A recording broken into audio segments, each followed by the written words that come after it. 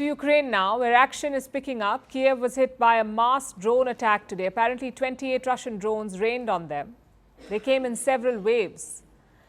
Ukrainians say they shot down 24 of them. This is the sixth such attack this month. It shows a clear pattern.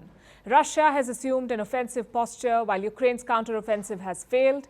Western aid is dwindling and morale is down on the front lines. The question is, can Ukraine survive another winter of war? Our next report tells you. Ukraine usually celebrates Christmas on January 7th. It's according to the Julian calendar, the same one Russia uses. But this time, the holiday season will come earlier. This is the first year ever that Ukraine will mark Christmas on December 25th. New date, but the traditions remain the same.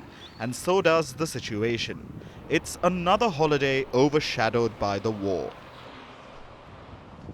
On Friday morning, the capital woke up to a barrage of drone attacks. 28 drones were launched towards Kyiv. Ukraine took down 24 of them. They damaged apartments and injured 2 people, but there were no casualties. It was the 6th such attack on Kyiv this month. And not just the capital, the drones hit Ukraine everywhere. Central Ukraine was hit, and so was the west and the south. It was a mass drone attack by Russia.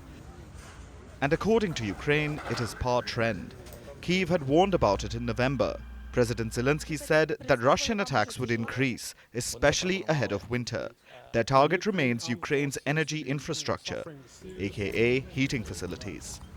Last month, over 400 Ukrainian towns were without power because of Russian strikes. This month could be more of the same, and that would be another setback for Ukraine. It's already going through a slump. Kyiv's counteroffensive hasn't worked. Western aid is dwindling. Plus, soldiers are openly talking about being unhappy. The people's motivation is dying out. If some are forced to fight against their will, our army won't be as motivated to fight. There is no point in mobilizing huge amounts of people and then leaving them without equipment.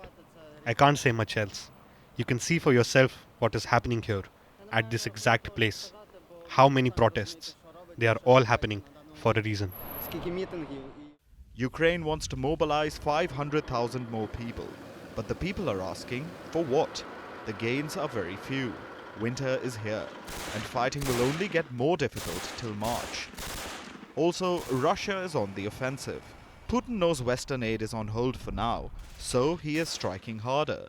Russian forces aim to push deeper into eastern Ukraine. Putin needs this momentum to fuel his re-election campaign. As for Ukraine, it's on the defensive. It is struggling to protect its reclaimed territories. From the north to the east, the momentum of their offensive has slowed down. Ukraine's leader may say that they are not giving up, but for the soldiers on the front lines, the sentiment is very different. 45 days, it's a critical period when soldier can stay and, let's say, have a chance to stay mental healthy. So after 45s, almost everyone will be broken in a way. And we have situation when they can be a very long time, much longer. And they are getting a lot of concussions, a lot of combat fatigue is very prevalent, I would say. So the soldiers are tired, morale is low, conditions are harsh. Counteroffensive is not even on the cards.